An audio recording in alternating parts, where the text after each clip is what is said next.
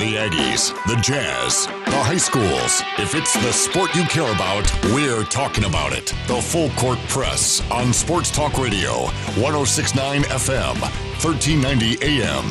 The Fan.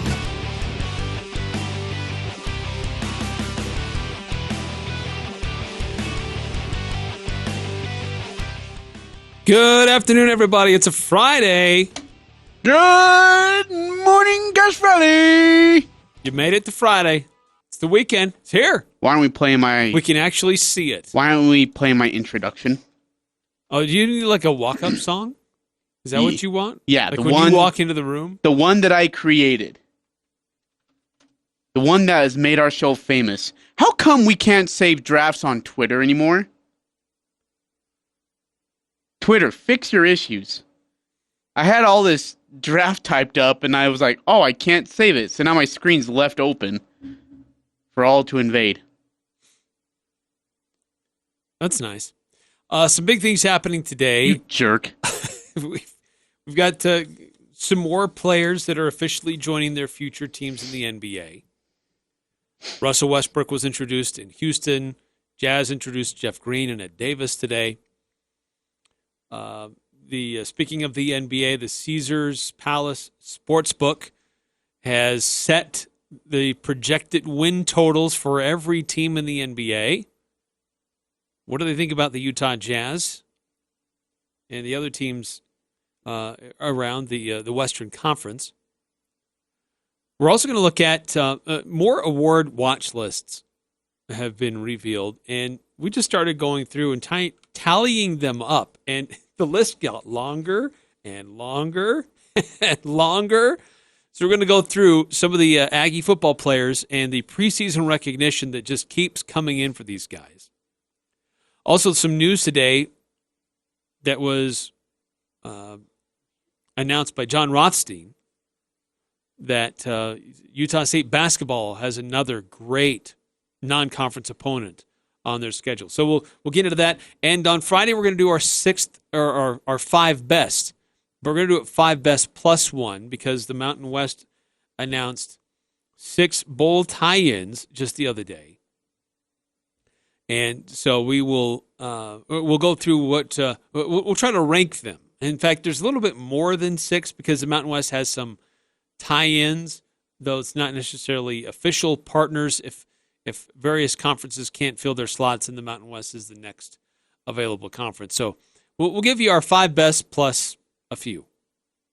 We'll get into that a little bit later on as well. Ajay, it's the weekend, and the other thing going on is you got the Big 3, 3-on-3 basketball tournament that is going on down in Vivint Smart Home Arena. Some former Jazz guys are down there. Joe Johnson is involved. Al Jefferson is involved. They're in Salt Lake City this weekend. Al Jefferson saying today that when he came to the Jazz, it pretty much revived his career. He certainly has the Jazz to thank for the big contract he signed with the Hornets as a result. But also Joe Johnson has good memories of when he was in Utah. He has bad memories about the end of his career.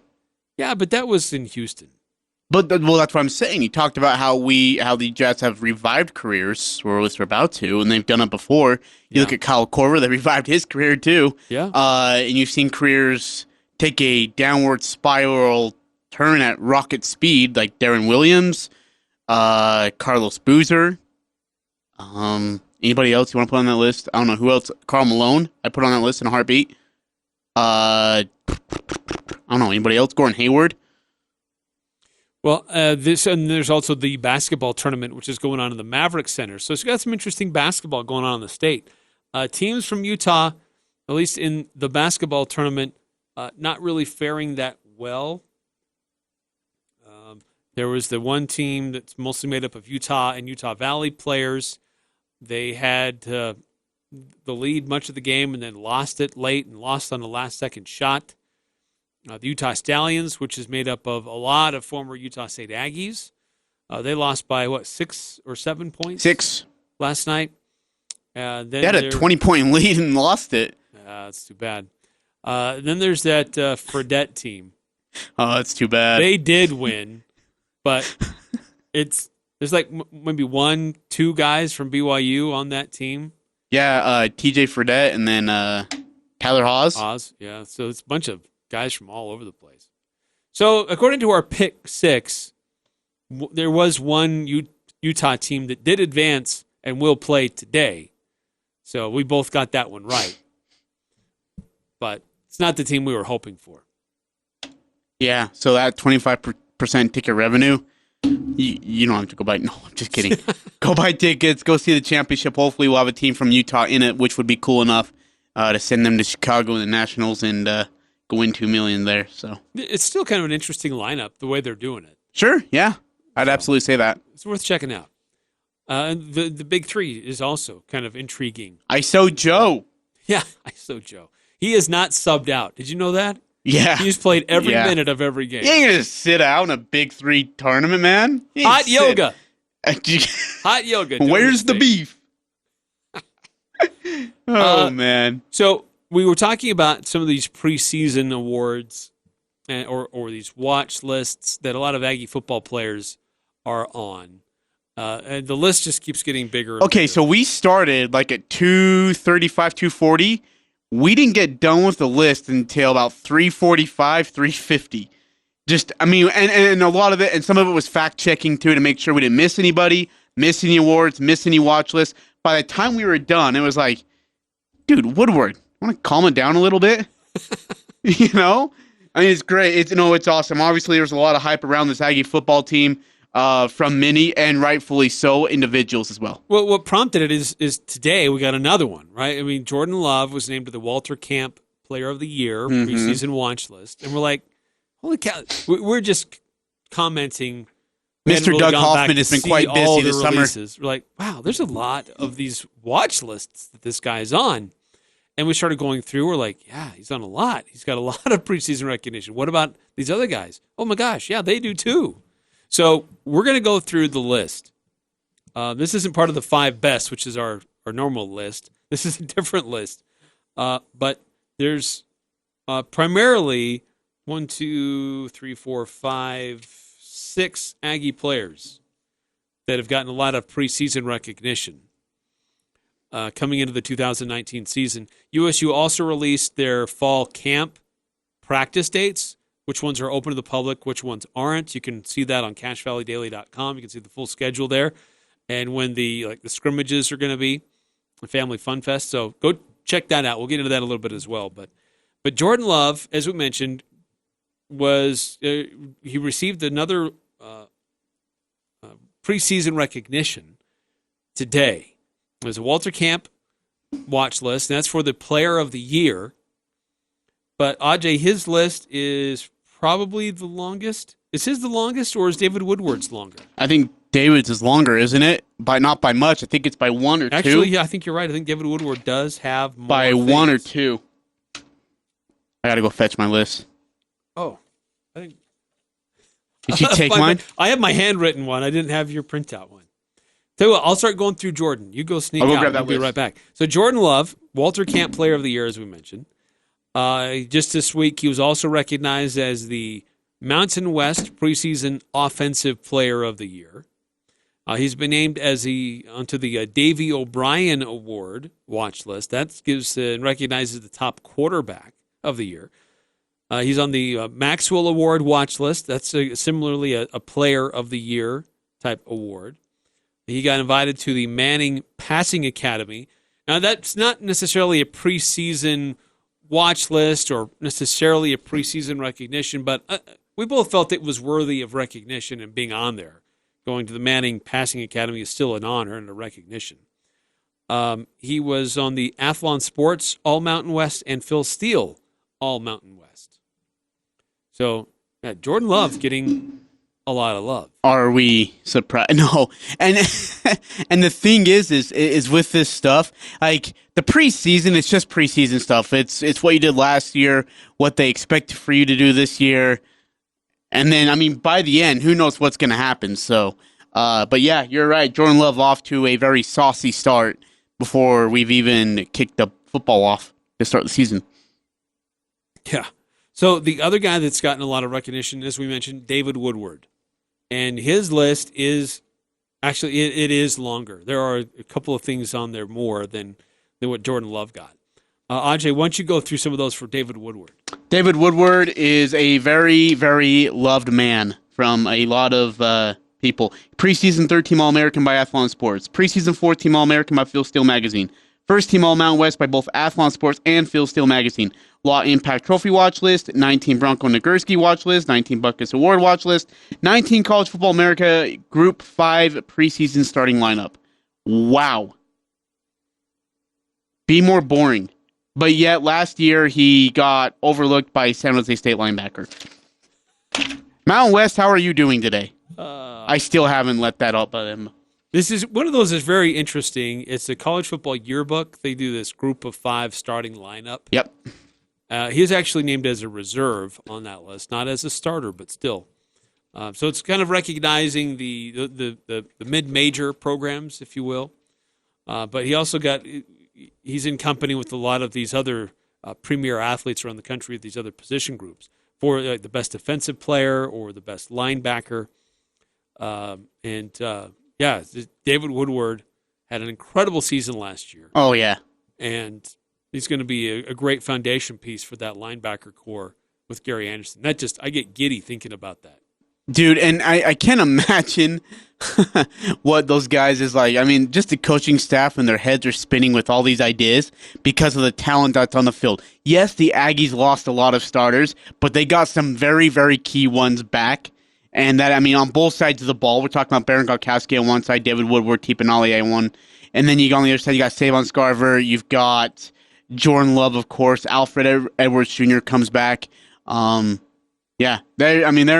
some serious ideas that are spinning through some very, very high IQ coaches' minds. One of the other guys that's got a lot of preseason attention and it's a lot to do with what he did last year is Savon Scarver. He also has a very long list of preseason recognition. Also named to that group of 5 starting lineup as a starter. Yep. He's a first-team All-American by Phil Steele Magazine, a second-team All-American by Athlon Sports, second-team All-American by Sporting News, first-team Mountain West by Athlon Sports and by Phil Steele Magazine, and just this last week was named to the All-Mountain West preseason team. Jeez. Is that amazing or what? All as a returner. There's all as a nothing to say returner. about what he might be able to do. We didn't as a even wide touch the receiver. whole receiver part yet. Yeah. And who knows what he's going to do there. Dominic Eberle, or Dominant Eberle, as you like to say. Yes, Dominant Eberle. Again, he is, in fact, just newly put to this list right here, the Warfel Trophy Watch List, which is, I think it's a community service award, right? Community service. Which is awesome. The Lou Grossa Collegiate Place Kicker Award Watch List. He's on it for back-to-back years. All-State AFCA Good Works Team, preseason 4th-team All-American by Athlon Sports, preseason 2nd-team All-Mountain West by Athlon Sports and Phil Steele Magazine. And then a guy that I'm very high on and I think will have another big year, and he'll get to show off his talent in front of some really good talent, some great opponents on the other side of the line is Tipan Ollie. He's been named to the Chuck Benerick Award Watch List. He's first-team All-Mountain West team from Athlon Sports, Phil Steele Magazine, and All-Mountain West team. So, and is there one more? DJ Williams, DJ right? Williams. Yeah. He was named to the Paycom Jim Thorpe watch list. That's for the best defensive back. Yep. Preseason All-Mountain West by Athlon Sports and by Phil Steele, and he was on the All-Mountain West team for preseason that was just announced just the other day. Just the talent. And I know Alabama, this is what? This is just whatever. Yeah, been there, done that, whatever. They have 20 guys listed to 20 different awards. But for Utah Probably State, true. who's a mid-major school in a Group 5, has 1, 2, 3, 4, 5, 6 guys, all on the Mountain West team. A majority of them on the All-American squads, and some of them on, huge watch lists, either whether it's in special teams or whether it's in offense or defense. And so the hype is real, I believe. If anybody who is wondering about these guys, it's real. And they will prove that come August, 28th, I think, is our first game. Is that right? We're in Wake Forest. that 30th or 28th? I can never remember this date. 24th is... So wait, 24th is a Friday. So the first game is August 30th. Oh, it is August 30th. Yes. Okay. Yes. All right. So, and like we said, they'll have some great opponents to showcase that talent. Wake Forest, LSU, BYU, I guess, if you want to put them there. Boise State, Fresno State. So, yeah, great talent all the way around, and I'm excited. This makes me really excited. And, I mean, look at that, and then you look at, like, what the basketball team's going to be capable of doing and what they did last year. Oh, my gosh. Last year was a really just one of those incredible seasons that you just don't see at Utah State very often, or in college sports, period. Where, what was it? There was only 5 schools that had both football and basketball team in the top 25. Yep. Them in Cincinnati. Yeah, it's pretty rare to have both the football and basketball in the top 25 in the same season. And they did that last year. And there's a lot of great talent coming back for both. Now, it's going to be more challenging to get there, I think, this year. Utah State football is got a much more difficult schedule in conference. And as we're learning today, Utah State basketball is adding some really interesting non-conference things to their schedule. How about that matchup? Yeah, so John Rothstein today on Twitter saying that according to sources, this was his tweet earlier this morning, Florida State will play South Florida, and Florida will face Utah State in the 2019 Orange Bowl Classic. It's a doubleheader, which is played on December 21st. It's down in the Miami area. They play that game in the home of the Florida Panthers. That's an ice hockey arena. But for basketball, it's a little over 20,000, almost 21,000 people. So it's a good basketball arena. So timeout. In our preseason schedule, we have St. Mary's, LSU. Right, that was just announced a week and a half ago or so. Florida. And we play BYU, I believe, at the Beehive Classic now this year. Oh, they're on rotation for that, aren't they? Yep. So we played Utah the first year, played Weber State, now we play BYU. So, yeah, Utah State's participating in the Jamaica Classic. That's November 22nd and 24th. The teams in their bracket for that are Rhode Island, North Texas, and LSU. So LSU is clearly the big one that jumps out at you. Mm-hmm. And then there's some games that may also be scheduled at home sites around that with the other side of the bracket, which would be Nicholls State and North Carolina A&T. So not necessarily going to knock your socks off, but those are coupled with everything else that we've discussed. It's a Florida, LSU, St. Mary's, all of those have potential to be in that first quadrant, which now is where you want to be. It's not necessarily RPI. It takes a lot of different things into account, as we discussed a lot last year, but you want to be in that higher part of getting a quadrant 1 win, and or at least play those types of games. And Utah State is clearly showing that they want to be considered. They want to have that higher recognition so that when it comes time for March Madness, if they're still in the hunt, they get a better seed and hopefully a more favorable opponent in the way that it's all lined up. So Craig Smith believes highly in this team. It was great hearing from Clay Stahl yesterday. Oh, that was fun, wasn't it? To hear him talk about where the team is now compared to where they were a year ago. And he emphasized so excited about what this team can do next year. Yeah, and I remember Coach Smith talking about that with Al, I believe. That I think it was towards the end of the season, he said, when we first came here, players weren't sure of us. We were getting to know them. We trusted them, but we were getting to know them. But the players, they had to learn how to trust us. We were implementing some new things, both offensively and defensively. He said there was at times a lot of frustration just trying to put it all together, and this is all in summer. But then I remember him saying this, that the improvement and the desire and dedication to want to be great, it was so, I guess, it showed. It really did. I remember in game 1, Eric, game 1 of a home opener in preseason, you've got Diogo Brito diving for a ball, and I'm sitting at the scoreboard table, diving for a ball up by 36. You have Crew Ainge taking a charge up by 42 points. You have guys playing defense like their life depended on it for the Mountain West Conference Championship in game 1 of an exhibition. And you could just see what Coach Smith and his staff, Coach Peterson, Coach Austin Hansen, the whole crew was able to get this team to buy in. And I honestly believe that it started with Sam Merrill. That a teammate and a leader like Sam Merrill, if they said, hey, look, Sam, if you can buy in and you can learn to trust us, everyone's going to follow. And sure enough, look what happened. Sam bought in, everyone followed. All of a sudden, you're the Mountain West Conference champs. You go to the tournament. It's awesome. It's so cool to see that. And like you said, Clay saying, like, where we were last year and where we are right now at this point this year, night and day.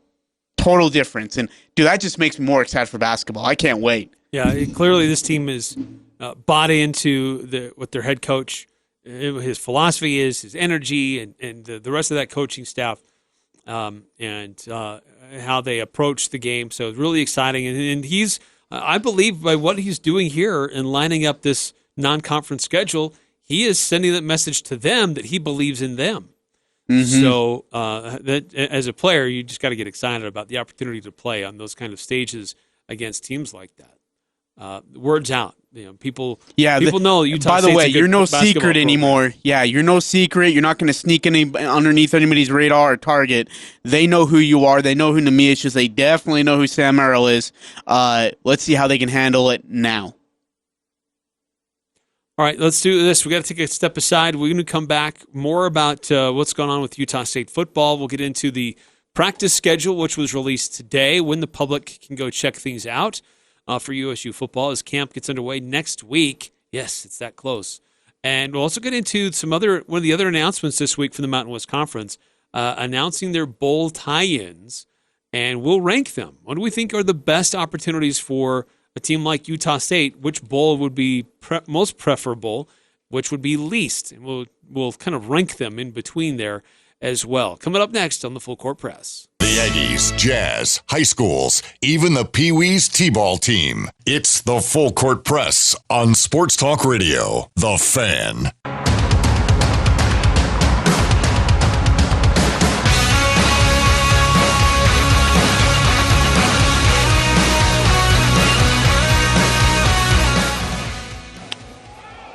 Bogarts hits a hanger high and deep to left, and that one's gone. Over the monster seats, it hit one of the signs out there. That would have been on the Lansdowne Street. Second homer of the night for Bogarts. His fourth hit.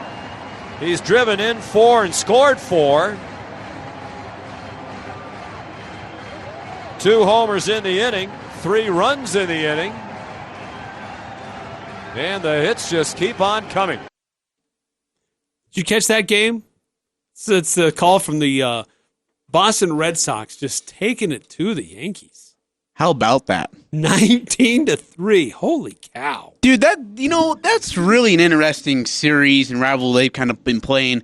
Boston's 9 or 10 games behind New York right now, just getting throttled in the American League East. New York's 30 games above 500 right now, but then all of a sudden 19-3 smack you. Bam jam, thank you, ma'am. It's unreal. Does that make you second guess your decision on what we did for a pick six on Sunday? Nah, I'm still screwed, honestly. What was it, 3.5 is what you set the line? You know what? And I took the over. Well, and you know what? I don't appreciate giving me 30 seconds to get through that. So I'm kind of blaming you. I didn't have a chance to really think through my decisions. I wasn't very prepared I was too hung up on the basketball tournament. Spent a little too much time on that. No, on the Big Three. That's what it was, the Big Three.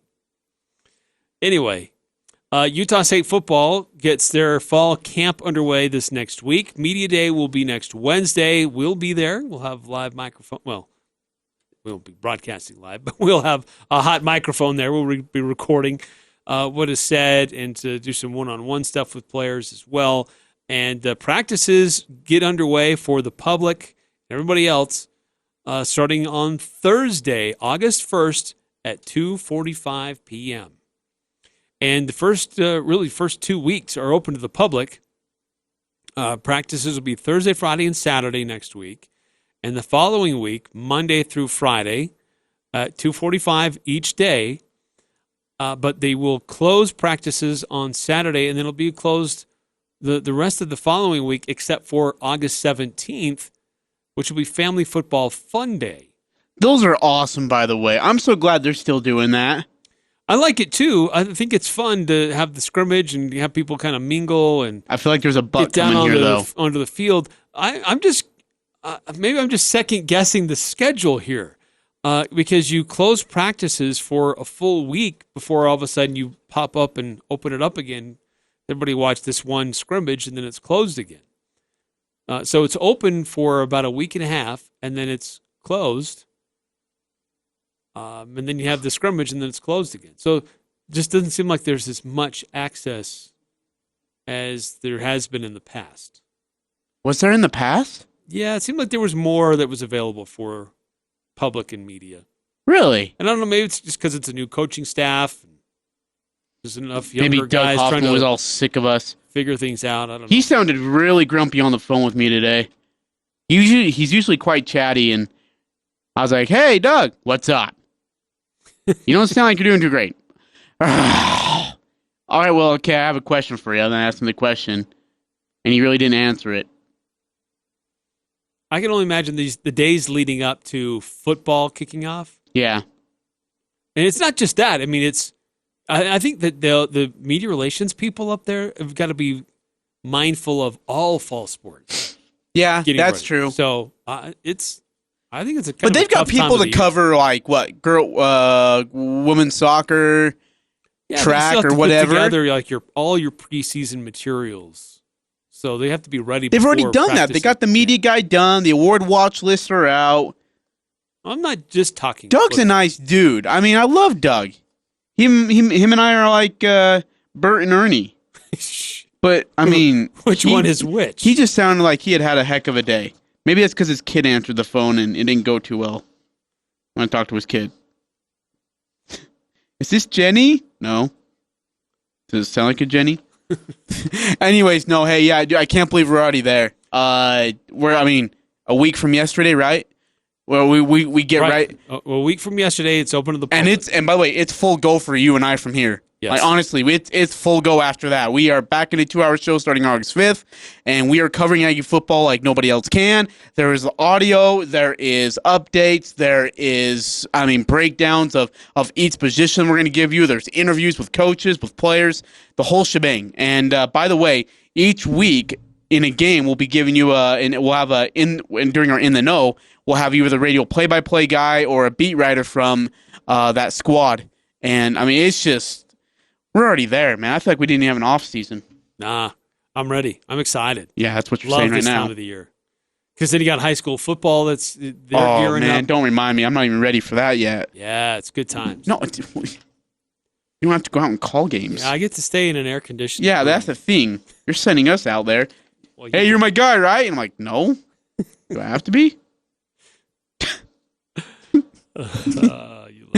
Oh, crap. Hey, coming up next, Utah State could be going to another bowl game. We would certainly hope that they could in 2019. But the bowl landscape is going to change in 2020 for the Mountain West. The Mountain West announced a new bowl partnership, and there's some more that could be determined still. But Mountain West announced what their bowl lineup looks like for the foreseeable future for the next several years. And we'll go through that as part of our 5 best today on a Friday, plus one. We'll actually go through the 6 bowls that the Mountain West announced. We'll go through those, rank them, which we think are the better bowls and why. Coming up next on the Full Court Press. The new home for the Full Court Press. Weekday afternoons from 4 to 6 on Sports Talk Radio, 106.9 FM, 1390 AM. The Fan.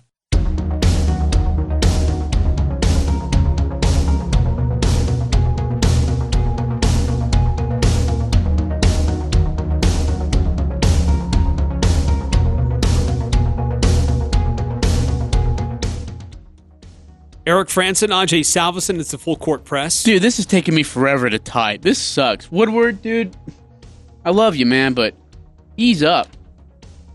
Some of us gotta fit this all into Twitter. Stop playing so hard. I have too many characters I have to type. No, this is awesome. I'm going to be tweeting out a list of all the preseason awards. You can follow me on Twitter at Ajay Salvi, AJAYSALVY. Get out a list for you so you can see and keep up with these guys. Pretty cool, though. I mean, when's the last time we had this many people on a doggone preseason award list? Yeah, there's been Aggies on award lists before. I don't know if we can compare this year compared to others, but a lot of guys. Well, yeah. When's the last time you had 1, 2, 3, 4, 5, 6 guys on this list? I mean, maybe like what, the 2012-13 team or after that? Possibly. Oh. Yeah, possibly. Certainly, it's a great reflection of what they did a year ago. Yes. That is the reminder, everybody. This is based on what happened last year. Mountain West announced this week that they've got a new 6-year bowl lineup.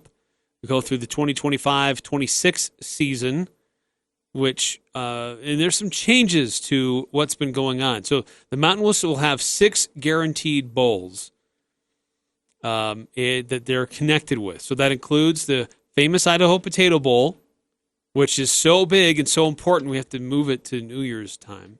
Which is awesome.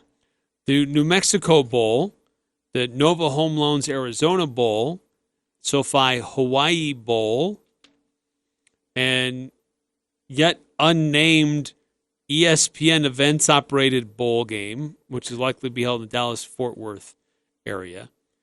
But there's also this new bowl, which will be connected with the Pac-12, and that's in Los Angeles. And it'll be played in the new home for the LA Rams. So that's actually really quite exciting. But do you like... So the Las Vegas Bowl will be no more for the Mountain West. Yep. But they'll go to Los Angeles instead, and they'll still have their association with the Pac-12. Yep. Do you like that move? Yeah, because Los Angeles is a brand new spanking shiny stadium with all the bells and whistles. I mean, that place is going to be beautiful. And you can capitalize and underline and italicize beautiful because it is... look, all the things you've seen on internet about it, the way it's supposed to look in the press box, on the field, in the locker rooms and all that. It looks very futuristic. Yes. It's like an alien spacecraft. Because that is where NFL football teams are going to be playing. So, yes, that thing is going to be absolutely gorgeous.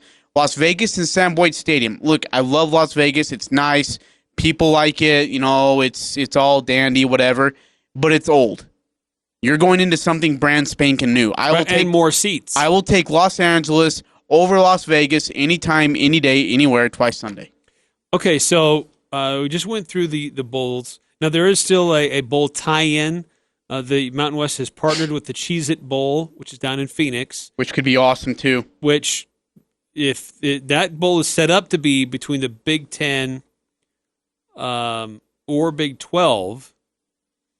And so the Mountain West will send a team there if it can't fill its slots. And then there's another one that just says to be determined, to be announced. So there's, I guess, another bowl tie-in that may be announced in a little bit. But with the 6 main bowls, the new one in Los Angeles, famous Idaho Potato Bowl, New Mexico Bowl, Arizona Bowl, Hawaii Bowl, and then this new one, which will be in Dallas-Fort Worth area. How would you rank them 1 through 6? Okay, well, obviously number 1 is going to be Los Angeles by far and away. Number 2 is I put the ESPN Events Operated Bowl. I mean, just based... This new one that doesn't have a name yet. Yeah. In Dallas-Fort Worth area. Because, by the way, in Dallas is a big-time city. Obviously, major city in America. I put that at number 2. This one's tough here, though. And because I'm with you on 1 and 2 right now. So I'm going to put the Arizona Bowl at number 3. Really? Yeah. Why is that? A, it's warm weather. And I know the MAC isn't that great, but I think it's warmer weather, which means you can do more things with the teams and players, right? So that's interesting because you have the Arizona Bowl as your number 3. I have the Arizona Bowl as my number 6. Oh, man, you're going to be stunned about my number 6 then. the biggest reason, I think the location is fine, but the biggest reason for me is the bowl payout is by far the least. Understand. I mean, Nevada, their payout last year was under $500,000. It probably cost them as much to get there and do everything as they got in the payout. It's $412,920. Is it really? Yes, that's what the Nevada payout was last year. Yikes. So my number three is not the Arizona Bowl. My number 3 is the New Mexico Bowl. Utah State's gone there a couple times. It's been good for them. It's a decent payout. It's just a little over $1 million. It's a place that's familiar. It's in conference, so in Albuquerque, New Mexico, that's not a bad destination. So my number three is the Idaho Potato Bowl. Your number 4? No, I guess my number 4, huh? Would be the Idaho Potato Bowl. Okay. I know it's January 3rd and it's in the dead, blanket space of winter, and it's in Boise. But the payout's great, and it's close to home, which means you can get a bunch of fans to go. I don't know how many fans are going to go to Los Angeles to watch a bowl game. Let's be honest with each other right now. If Utah State's going to the bowl game in Los Angeles, yeah, I can guarantee you there will be a good number of Aggie fans who will go. I'm not so sure. Go watch the Aggies play and go to Disneyland. No, you're not going to go to Disneyland for $700 a person. God. It's getting more expensive. So my number 4, I actually have the Hawaii Bowl as my number 4. Okay. Great destination. Yes, it's a little more expensive to get there, but it also has a decent bowl payout. And it's Hawaii. And it's, I think, a great recruiting opportunity for the school because you try to get a lot of Polynesian kids. So what's your number 5? It's actually going to be the New Mexico Bowl. I like the New Mexico Bowl. Again, weather's great, and Conference USA competition is wonderful. Like, there's actually good competition from the Conference USA. Which means my number 6, before you get to your number 5, is the Hawaii Bowl. It's on Christmas Eve. Nobody wants to be in Hawaii playing a football game on Christmas Eve. They'd rather be home with their families. The Hawaii Bowl is way out there. It's just, and like you said, it's an expensive trip for the teams to take. Yeah, sure, it's Hawaii, it's great, but you're there to go play a football game, and as soon as you're done, you're coming home. And like I said, if you're going to make it all the way out to Hawaii to watch the football game, you're not just going to turn around and go home the next day. Well, okay. Are we talking about players? Are we talking about fans? Yeah, for fans, yeah, hey, let's go take a week trip. The players don't get that luxury. They got meetings, press conferences, team activities, all that stuff. Yeah, but they do some cultural stuff for the community. Yes. There's some activities that they do. But again, you're playing on Christmas Eve, man. Ask these guys where they'd rather be on Christmas Eve, the Hawaii Bowl or being with their family on Christmas Eve. And would you rather spend $3,000 per person in your family to go to Hawaii, watch the bowl game, or just spend $50 per person on Christmas? Okay. Did I put you on the spot there? Counting the pennies, absolutely. No, stop it. So my number 5 is the Idaho Potato Bowl. Okay. It is getting better with how it's organized and what its payout is. For Utah State fans, it is close, but the first time Utah State was there, it was great because, Utah State's a bowl team. Mm-hmm. Oh my gosh, we're going to a bowl game. Yeah. So a lot of people drove up. The second year they went up there again. Okay, we've been to Boise, but we're still excited about this football team. And then the next time is like, really? We're going to Boise again? So I think it's kind of lost its luster for a lot of Aggie fans. I feel like they deserve something more interesting, warmer climates. I understand. So that's why it's low on my list. Okay. And then number 6, I have as I mentioned previously, the Arizona Bowl. It's a newer bowl. It's not very well established. Not to say that it isn't well run, but the payout there is just not there. Yeah. I am excited about this new bowl in Dallas, Fort Worth. It's a big metro area. It's a great recruiting area. Look, TCU played down in that area in what is the I think could be that's the Cheez-It Bowl. There was the Frisco Bowl, which is kind of in that area. That was $750,000. Wait, is that one in San Francisco? No, it's in Frisco, Texas. Oh, okay. And there's the Armed Forces Bowl, which is also in the Dallas-Fort Worth area. That payout was $900,000. That was the one I was hoping we were going to get to. Like, realistically, that was the one I was hoping for. But the payout for the Cheez-It Bowl was for TCU was $1.04 million. So by far and away, the best payout in the Mountain West last year was the Las Vegas Bowl for Fresno State at $2.75 million. So everybody else was about not too shabby, or just under, except for Nevada, which got less than $500,000. Well, and if you're Boise, you didn't even get a game out of it last year in your First Responders Bowl. Oh yeah, that's right. Remember they canceled it? Canceled. Players were upset about it. They don't feel like the coaches they don't feel like the school or the universities, both universities felt this way, both Boston College and Boise, felt like they didn't fight for them to be able to continue to play. That's right, because they had that crazy weather. And they were so upset about it, yeah, because they said, and they called out their athletic director and the president.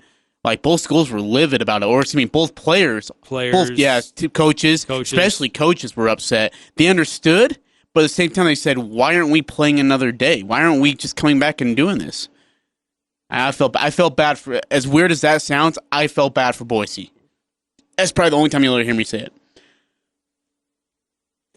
So anyway, those are the bowl tie-ins for the Mountain West Conference. There is this bowl. It's going to be in Dallas-Fort Worth. It doesn't yet have a name.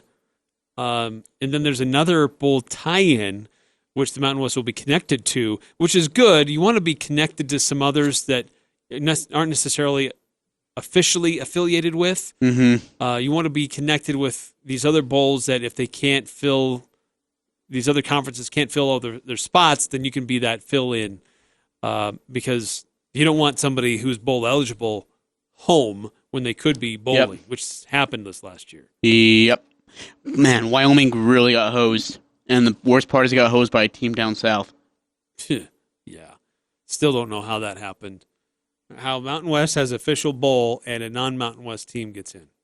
Yep.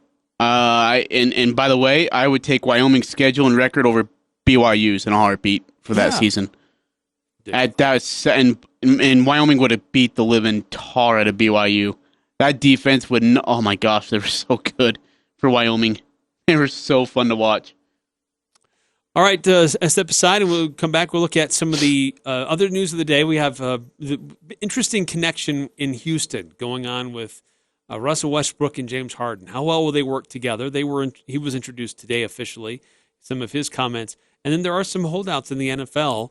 Some big-name players haven't yet signed deals for their teams as the NFL teams are reporting for their camps this week as well. So we'll discuss that next on the Full Court Press. Bright green cars, that's the only thing you need to remember as you're driving down Main Street in Logan looking for Jarek's Fine Jewelry. Hi, this is Jarek. We have a lot of people comment on the bright green cars outside, and some even talk about the building, but the overwhelming responses come when they step inside. Jarek's showroom was created to offer an intimate, romantic setting for couples to enjoy their ring buying experience. Everyone is treated like a friend, with no price negotiation needed. Make your engagement special. Make it Jarek's. Come see us at 930 North Main in Logan. Just look for the bright green cars.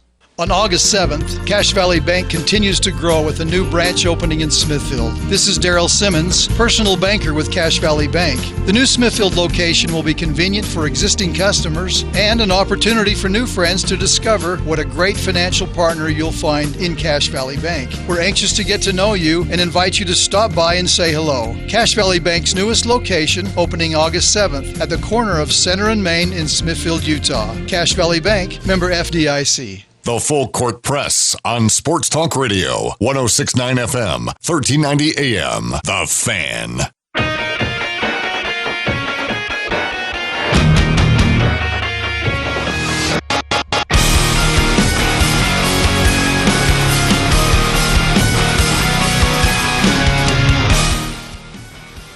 Welcome back to the Full Court Press. Eric Frandsen, Ajay Salvesen. Earlier today, there's been a lot of movement in the NBA, and some of these players just slowly but surely getting announced for their new teams, their new destinations, showing their new jersey numbers if they have new numbers.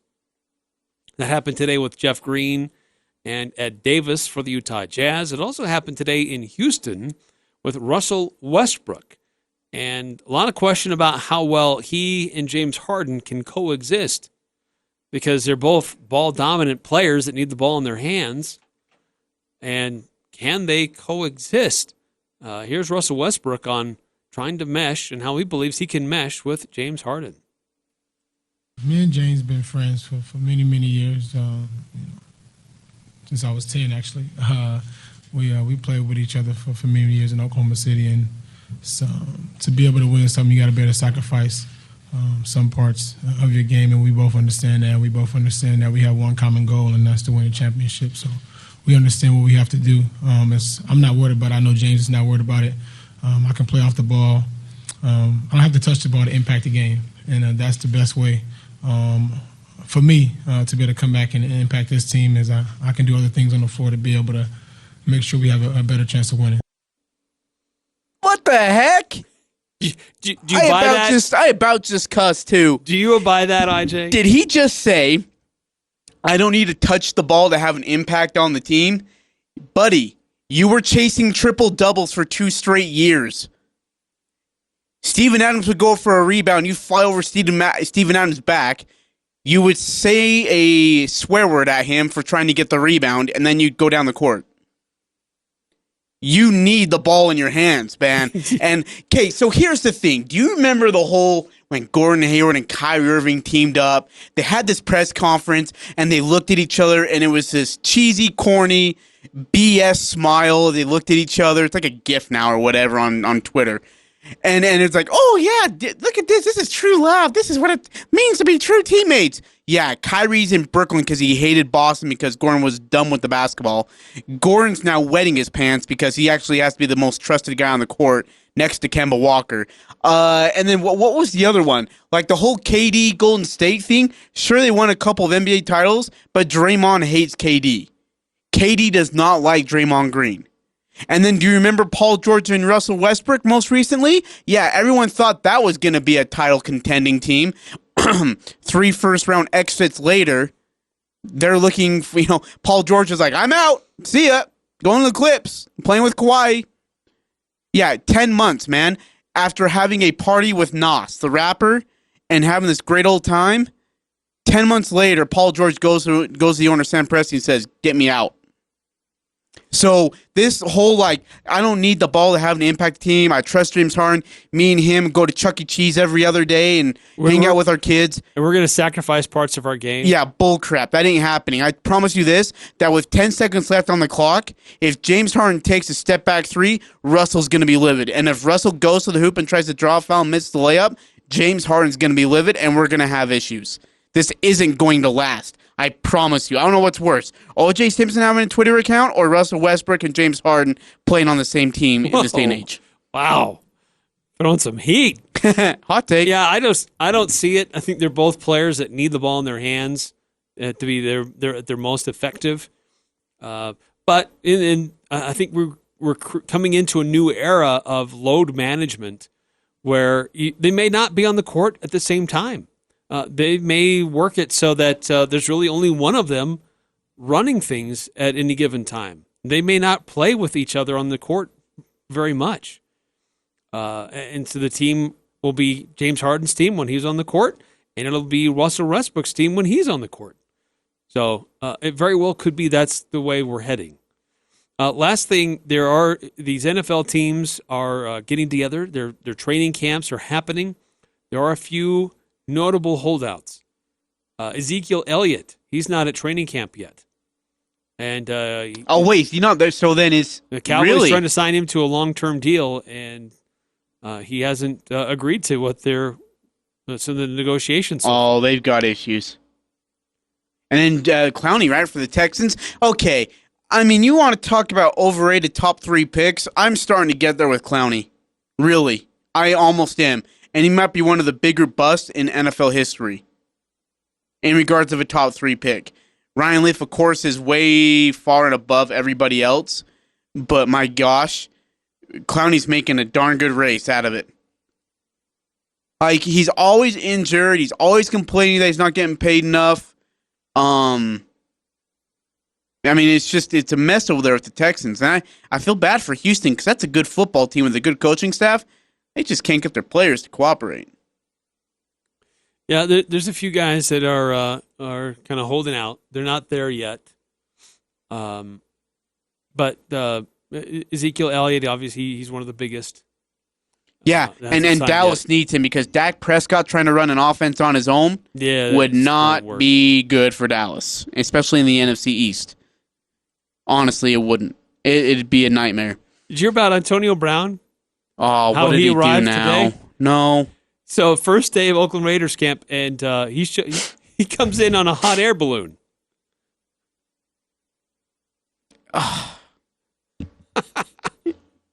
I'm here. Let's do this. Oh, man. NFL season. It's so messed up. You know what? I like that there's some of these guys are coming out. Do you really? Yeah. Making themselves big stars. The NFL needs that. They already think they're big stars with all the money they get.